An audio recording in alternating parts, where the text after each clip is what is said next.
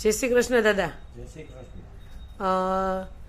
મેં સાંભળ્યું હતું તમને કંઈક તકલીફ હતી બોડીમાં, શું હતું? મારે હરસની તકલીફ હતી. ઓકે, કેટલા ટાઈમથી?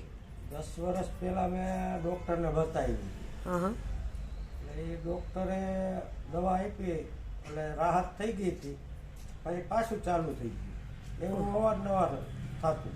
ઓકે. કોઈ મરચાં ખાય કે રીંગણાનો ઓળો ખાય, ગરમ વસ્તુ ખાય એટલે બરાબર એવું થતું. થતું. ઓકે. ને દુખાવો ય થતો હા, ખરો? થોડોક દુખાવો થાય કે પડવા માંડે લોહી, બ્લડ પડવા માંડતું. ઓકે. હવે અત્યારે કેવું છે?